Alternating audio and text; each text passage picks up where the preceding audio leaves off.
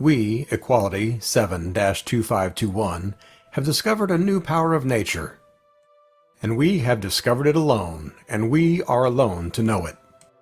It is said, "Now let us be lashed for it if we must." The Council of Scholars has said that we all know the things which exist, and therefore the things which are not known by all do not exist. But we think that the Council of Scholars is blind. The secrets of this earth are not for all men to see, but only for those who will seek them. We know, for we have found a secret unknown to all our brothers. We know not what this power is, nor whence it comes. But we know its nature. We have watched it, and worked with it. We saw it first 2 years ago. One night, we were cutting open the body of a dead frog when we saw its leg jerking. It was dead, yet it moved. Some power unknown to men was making it move.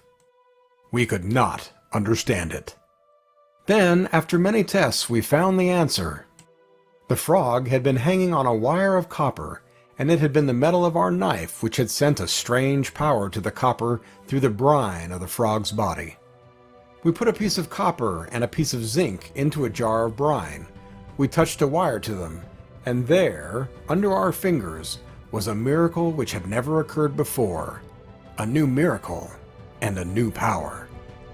This discovery haunted us. We followed it in preference to all our studies. We worked with it. We tested it in more ways than we can describe, and each step was as another miracle unveiling before us. We came to know that we had found the greatest power on earth, for it defies all the laws known to men. It makes the needle move and turn on the compass which we stole from the home of the scholars. But we had been taught, when still a child, that the lodestone points to the north, and that this is a law which nothing can change. Yet our new power defies all laws. We found that it causes lightning, and never have men known what causes lightning. In thunderstorms, we raised a tall rod of iron by the side of our hole, and we watched it from below. We have seen the lightning strike it, again and again. And now we know that metal draws the power of the sky, and that metal can be made to give it forth. We have built strange things with this discovery of ours. We used for it the copper wires which we found here under the ground. We have walked the length of our tunnel, with a candle lighting the way.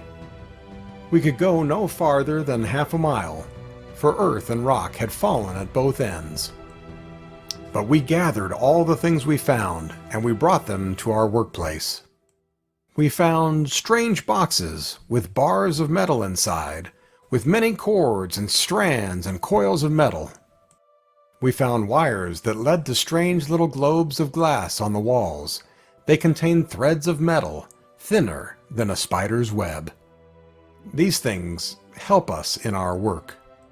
We do not understand them, but we think that the men of the unmentionable times had known our power of the sky, and these things had some relation to it. We do not know, but we shall learn. We cannot stop now, even though it frightens us that we are alone in our knowledge. No single one can possess greater wisdom than the many scholars who are elected by all men for their wisdom. Yet we can. We do. We have fought against saying it, but now it is said. We do not care. We forget all men, all laws, and all things save our metals and our wires. So much is still to be learned. So long a road lies before us, and what care we if we must travel it alone?